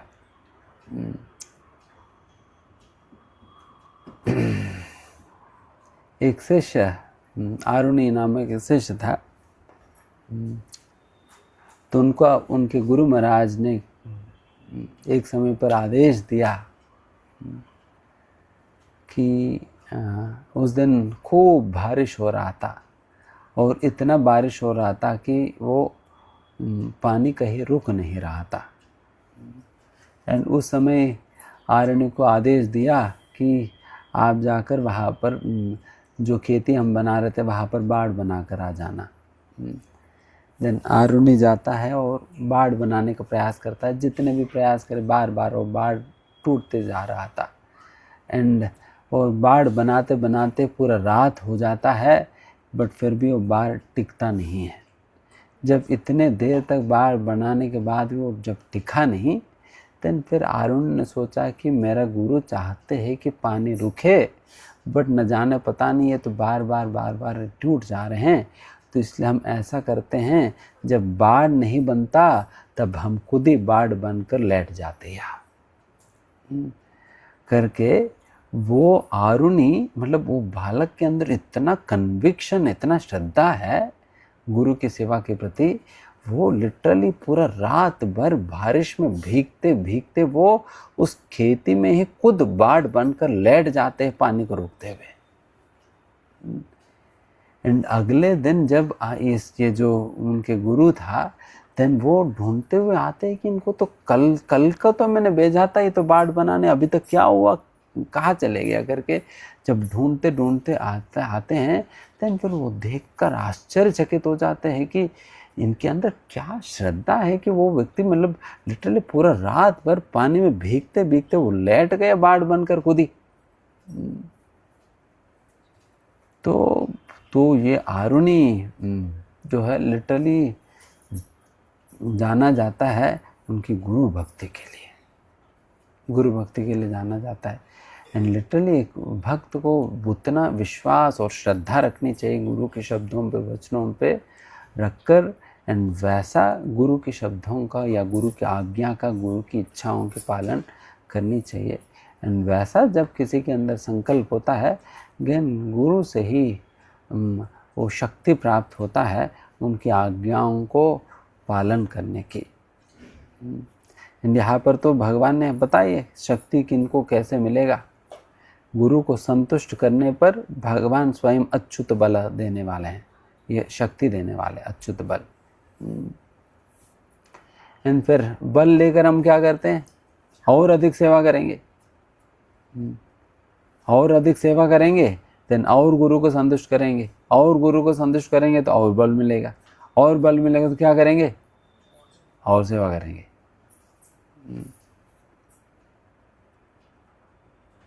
तो उस प्रकार से we should devote our lives in the service of the pure devotees, and that is the way, that is the secret of success in spiritual life. ये प्रभुपाद जी लिखते हैं कि to satisfaction of the spiritual master is a secret of success. यही भक्तिमय जीवन का एकमात्र रहस्य है। तो यही चाहे कि आप सभी भी इसको अपना जीवन में उतारे एंड आप सभी भी वैसा सफल हो, और आप सभी हमें भी आशीर्वाद दे और प्रार्थना करें कि हम भी एक दिन उसी प्रकार का शिष्य बने एंड हम भी अपनी गुरुजनों को वैसा सेवा कर सके, और जो भी शिक्षाएं हमने आपके साथ शेयर किया है उन चीज़ों का हम स्वयं पालन करें और गुरु भक्त बन सके। एंड यहाँ पर डेफिनेटली जब गुरु गुरु करके कह रहे हैं, it doesn't simply refer to दीक्षा गुरु को ही रेफर नहीं किया जा रहे हैं। दीक्षा गुरु के साथ साथ जो अन्य श्रील प्रभुपाद जी के शिष्य जन भी है।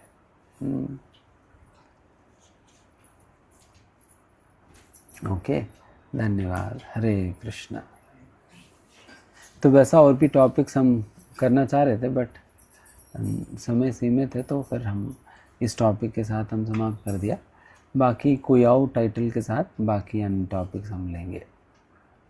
दीक्षा और गुरु शिष्य का क्या संबंध है, वैसा गुरु और शिष्य की संबंध एंड गुरु की सेवा कैसे की जाए वो तो हमने वैसा चर्चा किया ही नहीं। केवल गुरु का महिमा चर्चा करते करते बीच में ये सेवा के विषय में आ गया तो चर्चा कर ली, थोड़ा बहुत कर दिया। बट एक्चुअली किस मूड से सेवा करनी चाहिए एंड फिर कैसा करनी है, गुरु शिष्य का कैसे संबंध होना है, दीक्षा क्या होता है, दीक्षा के दौरान क्या मिलता है, तो सारे बातें तो हम लोग चर्चा नहीं कर पाए। गुरु शिष्य का संबंध ये शाश्वत है या नहीं है, शाश्वत है तो कैसे होगा, तो शिष्य के क्या हाल होगा गुरु की जाने के उपरांत, क्या उनकी उद्धार से गुरु करेंगे या नहीं करेंगे, क्या हर शिष्य की जिम्मेदारी लेंगे या नहीं लेंगे। तो ये सारे बातें तो हम लोग कवर नहीं कर पाए, दिन कभी और चर्चा करेंगे। धन्यवाद। हरे Krishna.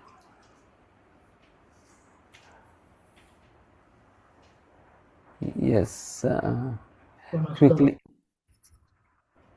Start with Chetan Prabhu.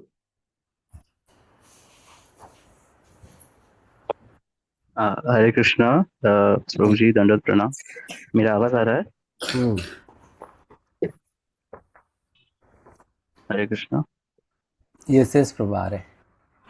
प्रभु जी बहुत बहुत धन्यवाद आपके क्लास का। आपने बहुत अच्छे से समझाया। अपने एक पॉइंट समझाया था कि we should remain in the और disciples if we have material bodies, मतलब अपने उससे लेक्चर भी खत्म उसी से किया।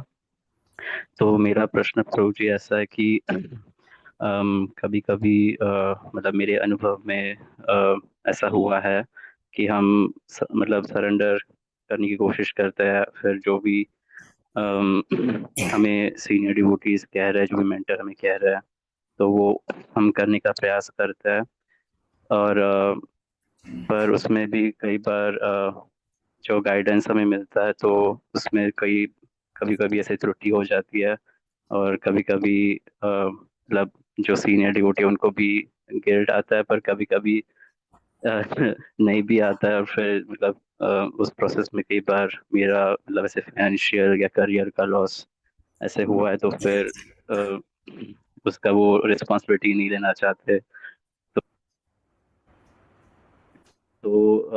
मतलब फिर आपने जैसे कल के लेक्चर में भी कहा कि हमें चैत्य गुरु के बारे में इतना ज़्यादा सोचना नहीं चाहिए।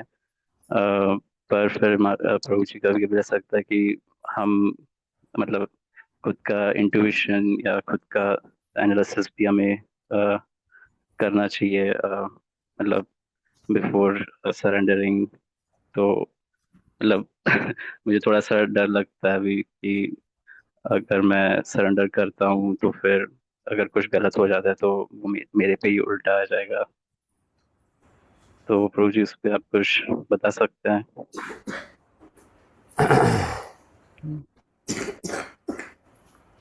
देखिए मतलब बीच बीच में आपकी आवाज़ भी कट रहा था, तो जितना मैं समझ पाया मैं बताने का प्रयास करता हूँ। बस इतना ही कि अ, गुरु को स्वीकार करने के लिए भी एक शिष्य को बिल्कुल गुरु के विषय में जानकर ही स्वीकार करनी चाहिए, अज्ञानता में नहीं।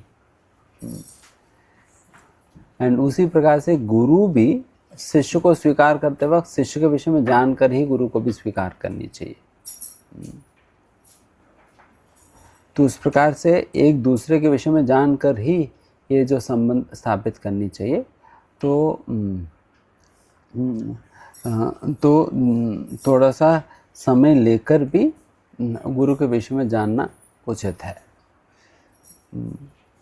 एंड बट ऐसा भी नहीं कि अगर जानते जानते अगर व्यक्ति 3 साल 4 साल 5 साल निकाल दे रहे हैं, देन फिर उसमें क्या होता है कि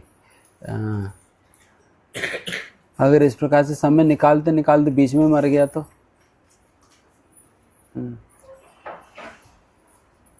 फिर भी मर जाएंगे ना। तो इसलिए वो भी डिले बहुत ज़्यादा भी नहीं करनी चाहिए। अगर कोई किसान जो है खेती का तैयार करते करते करते साल निकल गया, बारिश के मौसम आकर वो भी निकल गया और वो बीज ही बोया नहीं इसने, तो इतना भी ज़्यादा खेती का तैयारी नहीं करनी चाहिए कि मौसम ही निकल जाए।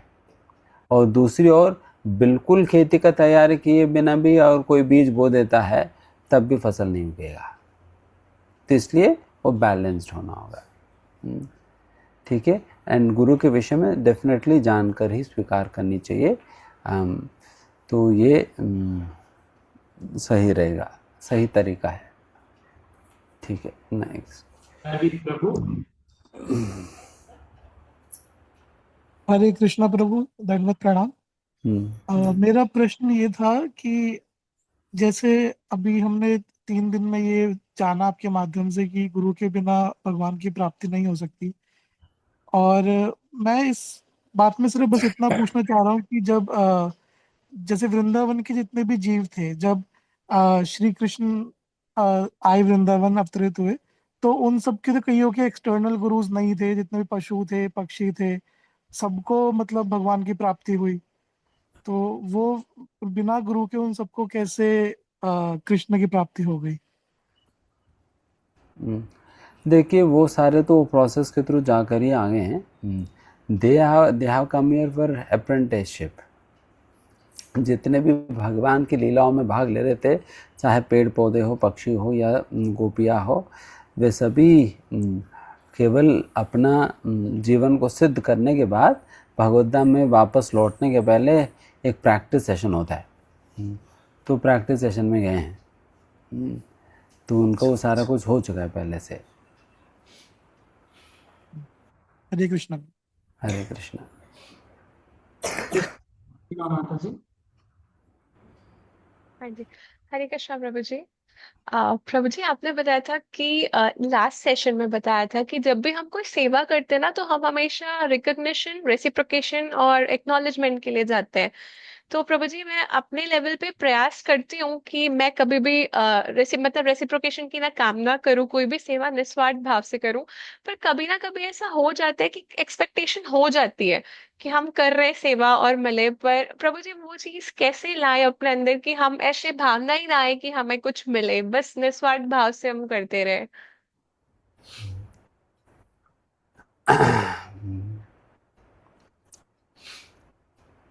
देखिए ये तभी हो पाएगी when we seek pleasure in the satisfaction of the authorities, या गुरु या गुरु के प्रतिनिधियों की संतुष्टि में जब हम संतुष्टि लेंगे, देन फिर ये होगा, देन फिर अपना संतुष्टि की इच्छा खत्म हो जाएगी। बट अल्टीमेटली संतुष्टि तो चाहिए। संतुष्टि हमारी यदि गुरु के प्रतिनिधियों को संतुष्ट करने में यदि हमारी लालसा है, देन फिर वो मिट जाएगी। एक तो ये है। एंड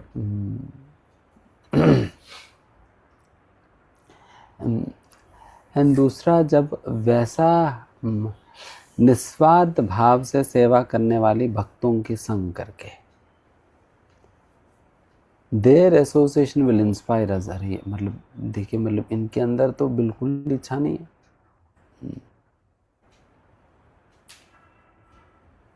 तो क्या मैं भी ऐसा बन सकता हूँ? And is more happy than what I am, then better become like him। Then ऐसा लालसा या जिज्ञासा हमारे अंदर उत्पन्न होता है जब वैसा भक्तों के संग करते हैं, तो इससे भी मिल देगा। And thirdly, by chanting and sincerely praying to Krishna। Krishna, दौर्भाग्य रूप से मेरे अंदर ऐसा लालसा नहीं आनी चाहिए, बट क्या करूं, मेरे में वैसा बारंबार विचार आ रहे हैं, बट मैं नहीं चाहती हूं कि इस प्रकार के विचार आएँ। तो आप हमारी मदद करना कि हम आपकी बिल्कुल निस्वार्थ सेवा करना चाहते हैं, आपकी अच्छा प्रेम से सेवा करना चाहते हैं। So please give me that strength so that I can wholeheartedly and purely serve you without any selfishness। ऐसे प्रार्थना करो भगवान से, तो वैसा करिए। जी जी प्रभु जी। प्रभु जी, एक और प्रश्न था कि गुरु पे श्रद्धा कैसे विकसित की जाए, मतलब ये भी एक था डाउट। हाँ, श्रद्धा विकसित करने का एक मार्ग ये है, to fear the glories of the spiritual master. गुरु की महिमा, जिस प्रकार से भगवान की महिमा सुनते हैं ना, ऐसा गुरु की महिमा सुनना चाहिए। एंड दूसरा, उन भक्तों के संग करनी चाहिए जिन भक्तों में गुरु के प्रति वैसा अटूट श्रद्धा है।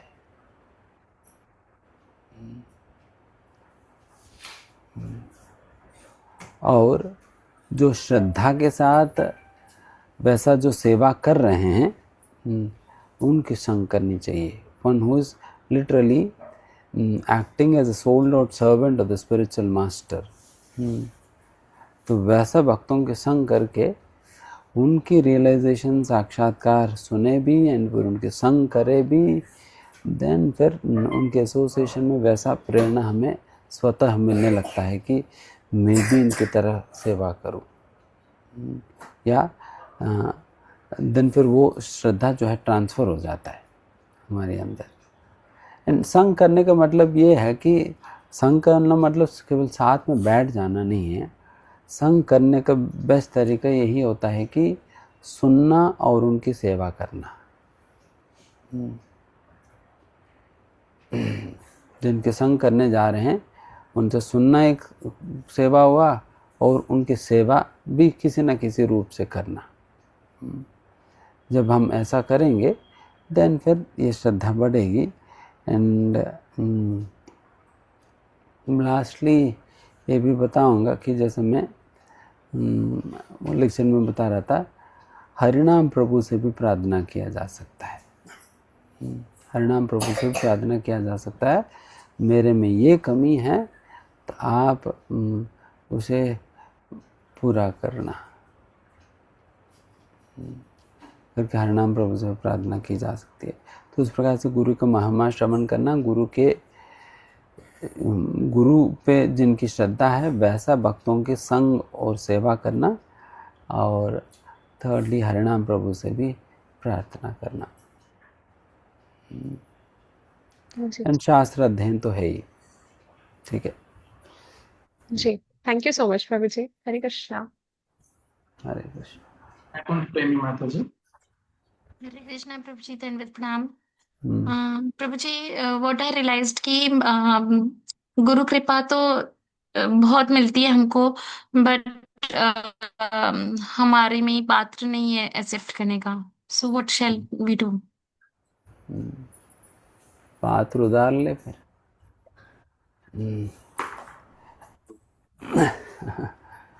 आई एम नॉट पात्र एबल टू बन। एक्सेप्ट। तो वही तो हम कह रहे थे कि यदि हमारे अंदर उस प्रकार की पात्रता नहीं है, बट फिर भी हम प्रयास करते रहें, एंड ये गुरु का बड़ी कृपा है कि गुरु वैसा कृपा करते हैं, बट उसे ग्रहण करने की पात्रता हम में नहीं है। देन पात्रता तो मैंने बताया ही था, किस पात्र में गुरु की कृपा को ग्रहण किया जा सकता है। तृणादपि सुनिचेन तरुरपि सहिष्णुना। तो वो पात्रता धीमे धीमे अपने अंदर बढ़ाएं, जिससे गुरु की कृपा को हम धारण कर सके। एंड देखिए, गुरुजन ऐसा कृपालु भी होते हैं कि कृपा भी देते और पात्र भी दे देते हैं कई बार। कृपा भी और कृपा को धारण करने के पात्र भी देते हैं। तो बट ये तब मिलता है जब गुरु को हम प्रसन्न करते हैं, because he is capable of everything. He can give mercy, and mercy को ग्रहण करने का पात्रता भी दे सकते हैं, बट उन्हें उसके लिए उन्हें संतुष्ट करना पड़ेगा। उन्हें संतुष्ट करेंगे तो वो, I mean, he is capable of awarding Krishna, then what else is left. क्या नहीं कर सकते? जो कृष्ण को दे सकते हो तो सब कुछ ही दे पाएगा। तो इस प्रकार से और भी बहुत कुछ कर सकते। तो simply if you try to satisfy him by our service, by our behavior, by our sadhana, by our congenial relations with devotees, तो then फिर गुरु कृपा होगी। ठीक है, हरे कृष्ण। लास्ट प्रश्न प्रभु, कैन वी टेक? हाँ, लास्ट। निहारिका माता जी, आप अनम्यूट करके बोलिए।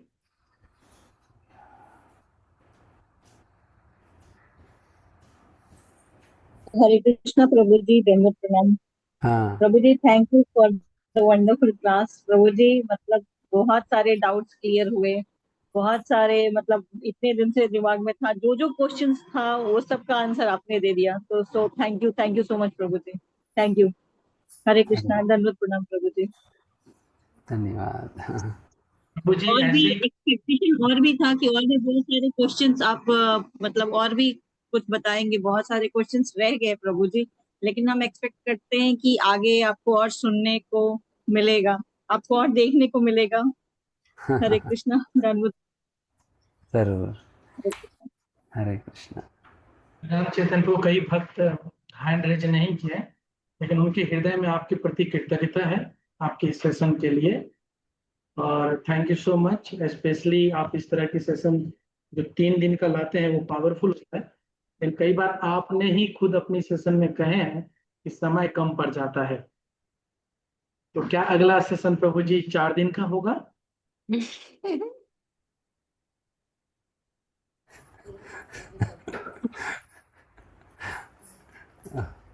कभी कभी प्रभु इच्छा तक चलता है। लास्ट टाइम हम तो 4 दिन कर दिया, बट इस बार 4 दिन करना मुश्किल है, बिकॉज मुझे आज रात को नागपुर के लिए निकलना है। कल से गुरु महाराज जी से ही मीटिंग्स है कुछ, तो जाना है, तो इसलिए आज एक्सटेंड नहीं कर सकते। थैंक यू सो मच प्रभु जी, कोई बात नहीं, प्लीज कंटिन्यू योर जर्नी। लेकिन प्रभु जी ने व्यवस्था कर रखे हैं, प्रभु जी नागपुर जाएंगे, बट हम सब के लिए जूम अवेलेबल रहेगा। जैसे मैं बार बार उत्साह से बता रहा हूँ, क्योंकि ये भी वेदांत चेतन प्रभु के ही निगरानी में कर पा रहा हूँ। उन्होंने कहा है कि कल से कृष्ण कथा आरंभ होने वाला है, और वो 4 दिन का सुंदर कृष्ण कथा होगा, जिसमें हमारे समाज के 3 वरिष्ठ कहते ना गुरु आएंगे, और हम सब के सीनियर कल जो है स्टार्ट करने वाले हैं परम पूज्य भक्ति वेदांत रुक्मिणी कृष्ण महाराज। दूसरे दिन आएंगे भक्ति पद्म सौरभ प्रचारक महाराज, तीसरे दिन निताई सेवनी माता जी, और चौथे दिन रूप अनुगा विद्यापीठ के फाउंडर, हम सब के प्रिय है ना, और शिला प्रभुपाद ने जिन्हें कहा था is R O you are Tukaram, he will be here. आप सब एक्साइटेड रहिए, उत्साह में रहिए। और जैसे अभी प्रभु जी कह रहे थे गुरु तत्व के बारे में, तो गुरु तत्व के बारे में यदि इस्कॉन में किसी को स्मरण किया जाता है, ऐसा हो ही नहीं सकता कि हम गोपाल कृष्ण गोस्वामी महाराज को याद ना करें। जब कृष्ण जन्माष्टमी आता है तो हम जन्माष्टमी के लिए तो उत्साहित होते ही हैं, हम उत्साहित होते हैं नंदोत्सव के लिए, क्योंकि उस दिन हमारी शिला प्रभुपाद की व्यास पूजा होता है। और हम उत्साहित होते हैं एकादशी के लिए, क्योंकि उस दिन गोपाल कृष्ण गोस्वामी महाराज का व्यास पूजा होता है। तो गोपाल कृष्ण गोस्वामी महाराज के व्यास पूजा के उपलक्ष्य पर हमने 3 दिन का सेशन रखा है, स्पेशली 29, 30 और 31। उनके सीनियर डियर डिसाइपल्स जिन्होंने नोएडा, एनसीआर, फरीदाबाद में तहलका मचाया उनकी सेवा में, तो हम उनसे सीखेंगे कि परम पूज्य गोपाल कृष्ण गोस्वामी महाराज की लीलाएं श्रवण करेंगे, और उनके जो गुण हैं, जो उनको प्रभुपाद रत्न बनाया है, हम उनके बारे में श्रवण करेंगे। तो हम ये मिस नहीं कर सकते। ये एक ऐसा सेशन है, और स्पेशली परम पूज्य गोपाल कृष्ण गोस्वामी महाराज के बारे में सुनने के लिए पूरा इस्कॉन उत्साहित है। आप सबको बहुत बहुत कहते ना आभार या बहुत बहुत उत्साह से मैं आमंत्रण दे रहा हूँ, उस सेशन में जरूर आइएगा। और इसी बात के साथ आज के लिए एक और है, यदि आप लोग और सुनने के इच्छुक हो तो 6 और 7 हम लोग भक्ति चारू महाराज की भी गुणगान करेंगे। तो मिलते हैं हम आगामी सत्रों में। हरे कृष्णा। शिला प्रभुपाद की जय। रूपनुगा विद्यापीठ की जय। वर्तमान गुरु वृंद की जय। शिला प्रभुपाद की जय।